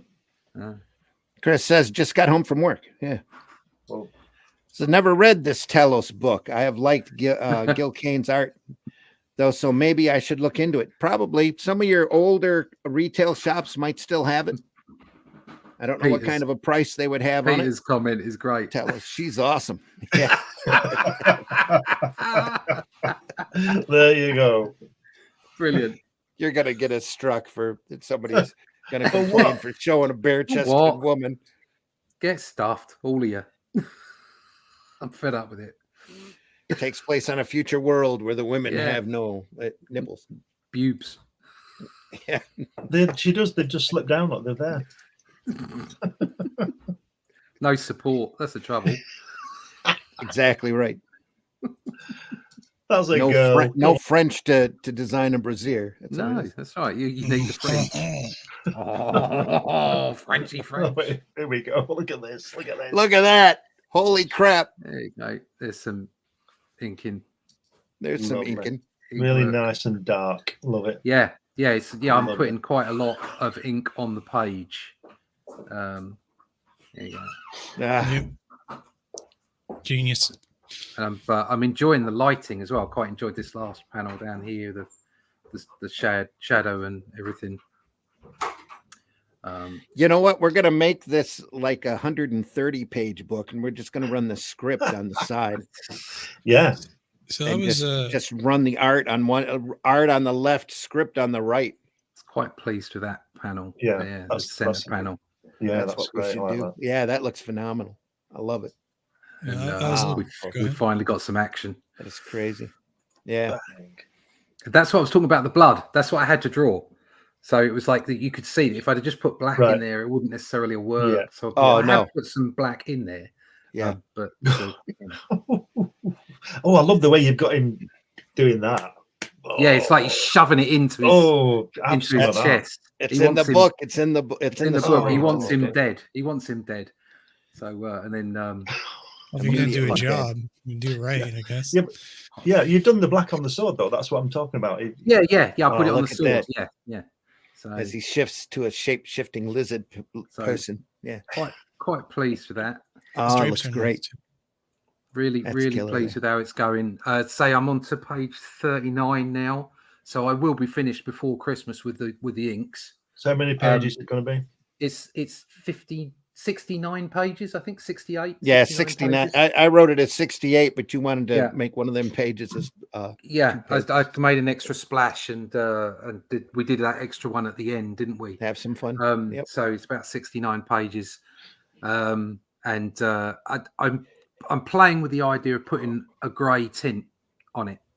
So just some little bits and pieces just to help pick it out. But if that doesn't work, then it stays as just black and white line. I think it looks good now. So I think we're I don't even. I think it we're needs I color. think we're almost decided that we're going to go with black and white. Yeah. And hopefully, if you want to do those, because you sent me that paper, maybe we can have a couple of the pages. I'm thinking these pages. If I present something different, hold on a sec. Oh, stop screen. Present. Make it a stretch Share goal. screen. Well, I think we can just provide pin-ups. You know, like Yeah. prints. So of this kind of stuff. Oh, where I've look got- at that! I haven't where I've seen got that these- before. Oh, you know, Oh man! so I've got these Oh. kind of pages. Oh, These I that's think great. would look lovely if I ink them and then Look at Glenn how cool that is. washed them. Yeah. Wow. And that would be great. So if we Oh, get a yeah. few of those, I can see that already. So go Yeah. over now to russleach.com and sign up for the Wow. Shadow Kingdom book. We'll send you updates as we go along and give you progress reports. This is the Shadow Kingdom. We'll be crowdfunding this on fundmycomic.com in the first quarter of 2024. So, oh man, just look. so I was thinking one of those or two or three of those pages, maybe, you know, if you Yeah, wanted yeah. to do them, and we could put them in as prints so people could buy them as prints. Have Or you? we You know can it's give gonna away work. one as well. Have you inked You know- those yet? I haven't inked them yet. No. Could you? So I've- Could you print me Just the pencils. Pencils and the inks. Yes, I can do that for you. Yeah. Right, Okay, yeah. I'll do both. Yeah. So you can decide which one you go. Yeah, with. because with the pencil I can be looser, you see. Yeah. Okay. And we'll see what comes out of that.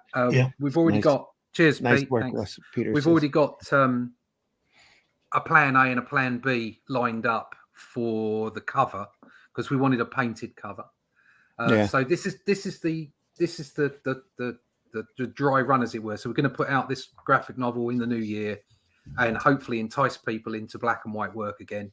Mm-hmm. And then after that, we have some plans. So, when is your deadline? What sort of a deadline have you got? Well, the deadline is I would think we'd want to go to crowdfunding March 1st. Right. I wouldn't want to leave it. I wouldn't want to do it any sooner than that because straight after Christmas, people have got a lot of money. You know, they're tight. They've got to pay bills, what have you. But at the same time, I don't want to leave it any longer because there's other things I want to get on with. I've got Only Death Can Save Us 3, and there's, dare I say it, there's more of this stuff on the way. So that's the idea anyway.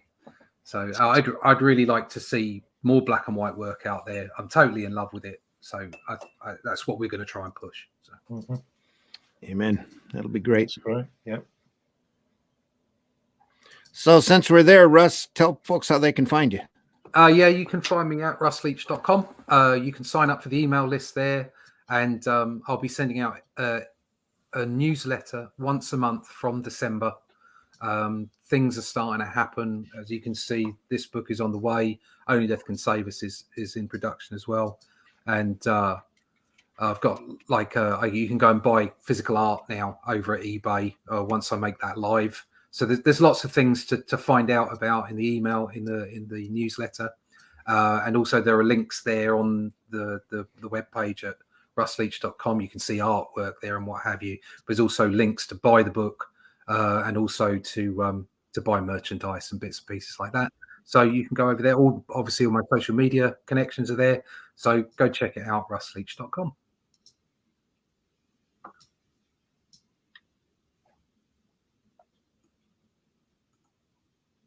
Anyway, well, hey. I was looking at page. I was looking at stuff to put up. So yeah, you can find me over here at Ben and Ricochet Art Studio on X, I guess.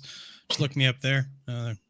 And I got various art 3D models and stuff like that. If you ever need an action figure made, I'm working on a comic called Driftwood, a story about necromancers. I'm doing the reference art for it for Renzo Rodriguez is doing the pencils and inks. It's a story about necromancers. And I'm set in the same universe as where is it?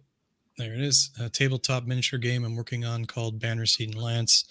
It's a tabletop war game where one is high fantasy, the other one is slightly more historical, and they're several hundred years apart. So kind of like playing on different themes in the same universe, but using the same history to get there. So yeah, just give me a follow, and if you ever need anything made, and I can pretty much kind of do almost kind of any style and any technique in 3D that you need.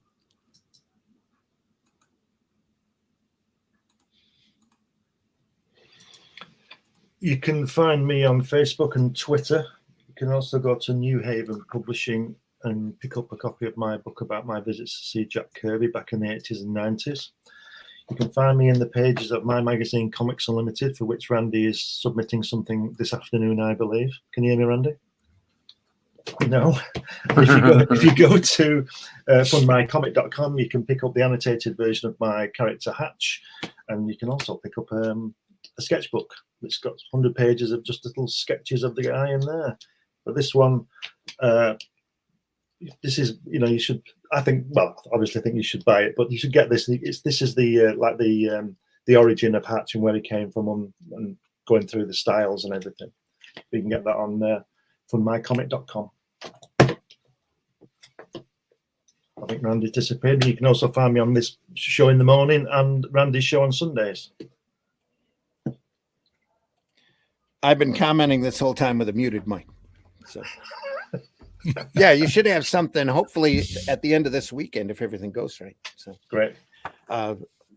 That's if everything goes right. Folks, Yeah. go over to aerocomics.store where you can find such books as you can't find The Fool over there quite yet, but you can find HeroBot Zero over there, which is a story, a character I created. There's a lot more of HeroBot Zero coming along here really quick, as well as 2 issues available right now over at aerocomics.store. It's the adventures of a 3-foot-tall giant robot as he defends his city from large menaces, as long as he can do it on the clock.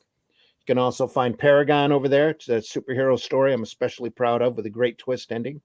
We ask you not to give away the ending if you do a review on it, but I'm very happy with the story, and it's a lot of fun. Also, Calico over there by C. Michael Lanning, the great C. Michael Lanning, a great fantasy story, talking cats, elves, barbarian fairies, you name it. It'll be there. It's a lot of fun. Oh, it's Paragon again.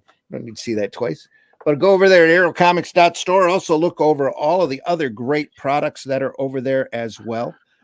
And go visit fundmycomic.com right now and look for the Arrow products. We have a number of campaigns over there, including Soul Tack by Craig White. It's a phenomenal book about, a rough and tumble Han Solo character in space. It's great, great fun. Also, AR-13L by Pixel Piper and the great Eric Hodson, which is a little mermaid and her trusty companion, a crab with a knife attached to its claw called Stabastion. So I'm sure that you'll enjoy that. It's a lot of fun. Stop by Sunday morning at 9 a.m. as we go through more Starhawks by Gil Kane. As our Gil Kane Love Month continues, Starhawks, we've gone about halfway through the book. We're going to look at some more great Gil Kane. Sunday morning at Sunday Funnies, 9 a.m. Eastern Time. If you go back to the our archives, we're archived over at Comic Book Black Belt channel and the Randy Zim channel on YouTube, but most especially over at the Indie Comics Network over on YouTube as well. We're all archived over there. There's a lot of other great artwork that we've done over the last year or so since we've started Comics by Night, and Sunday Funnies has been raging over there for about the last 2 years. We're going on 2 years. Some great programming over there for you to take a look at and enjoy, especially if you're in this business and working and you need something to listen to as you're working. We do this because we love this stuff. All of these comics. There's so much great comic book work out there. Don't let the modern stuff depress you or get you down. We're here to try to inspire you and to show you some of the great works that have been done over the years in this art form. It's my favorite. You can't beat sequential art. You just can't, as far as expression goes and being able to tell a story and entertain folks. So that's why we're here. Sunday Funnies, 9 a.m. Sunday, Comics by Night. We'll be here again next Friday live at 5 a.m. Make sure you stop by there and visit. We'll do more Gil Kane Conan probably next time through, unless I can get into my long boxes. Then we'll look at a little John Carter stuff. So, yeah. I'll figure it out. Peter says, great show today.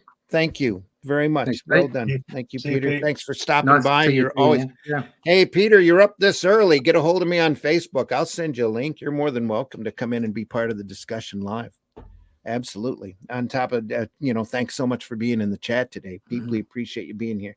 Same thing with you, Levi. If you're out there still, the majority of our viewers are after the fact, and we appreciate them very much. Make sure you leave a love or a like up there in the comments section. Leave us a comment. If there's somebody that you want us to take a look at that we haven't already looked at, we'll be more than happy to do that for you to the best of our ability.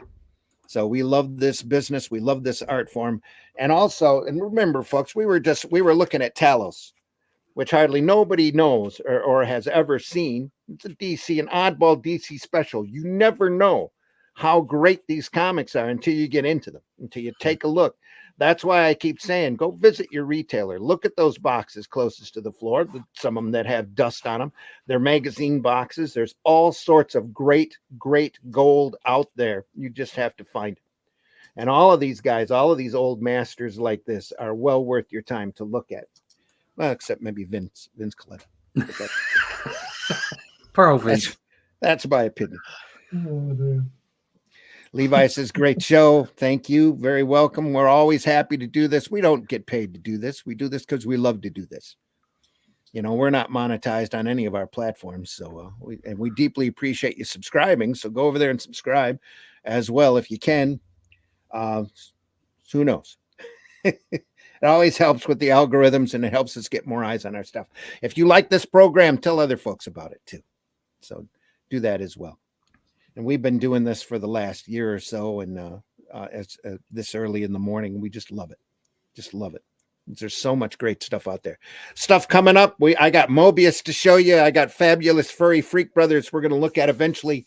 We will do, I really want to get into Two-Fisted Tales as well from EC, because I've been looking through those volumes. I have the box set right now is holding up my monitor in one of my other systems. And I look at that all the time, and there's so much great stuff in that. I mean, it's a shame we can't look at Den, isn't it?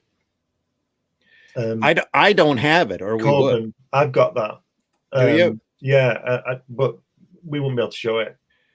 You'd have to figure. Oh, yeah. Because so it's the same as the swinging schlongs. Yeah, it's the same as quite amazing. It's like, oof, you know, big. It's similar to Bellamy's Garth, isn't it? We can't really show a lot of that because he's got all those ladies on. You got to paste it over. You know? I know, but you shouldn't have to. What's the problem? I know. What's I know. wrong with people? It's YouTube and their standards. Well, art is art, but it's not standard though, is it? For really? YouTube, a boob is a boob. So anyway, yeah. And unless the nipple's covered, then it's okay. Look, everybody's entitled to be an idiot. Yeah. Most of them are in positions of power, unfortunately. Well, take care. Oh, what was that, Gary? Gary wants to talk about being a guru. So this is the divine intervention. You could become a spiritual guru on your own, but you just have to tie your shoes, and you just have to know how to eat burritos backwards. Okay. All right, Gary. Yes. Oh, Gary. Folks, we'll see you soon. Have a great weekend. Hope you had a great Thanksgiving. If that was it, hope you got stuffed. And remember, them leftovers are twice as good warmed up, you know. Here's a thought. If you got some leftovers now in the refrigerator. So, go ahead. What? If you got some leftover food, take a trip over to the local VA, and maybe some veterans might want some sandwiches. Mm-hmm. So use the stuff if you're just going to throw it out. You could, or you could chop it all up, make a big sausage out of it, put some butter on it. There you go. Let's talk about buttered sausage. Talk about buttered sausage, where it comes from, what it does. Why is it doing what it's... No, let's not, Gary. But Whiskey had the right idea. Give yes. give to people. Give.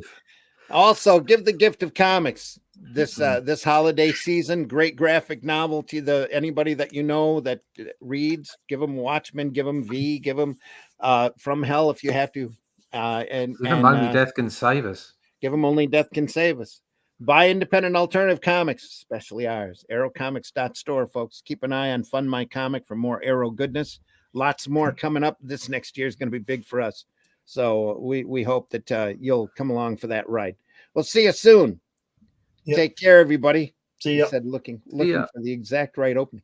Here we go. Take care, everyone.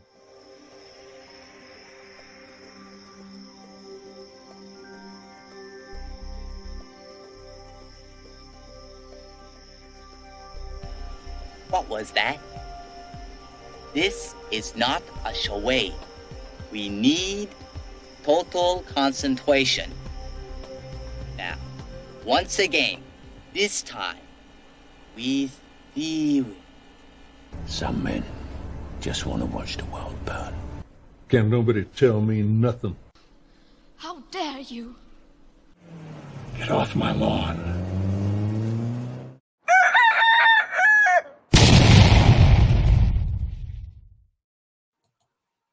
The views and opinions expressed within the video content found on the Indie Comics Network are those of the speakers and do not necessarily reflect the views or positions of the Indie Comics Network or its sponsors. Oh, here we go. Hey, everybody, we're all gonna get laid. Why? Because fuck them, that's why.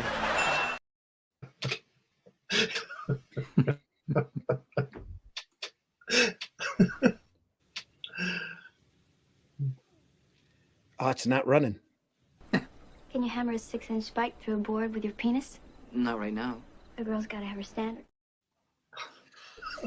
Do you draw the Flintstones naked? There's a market for that.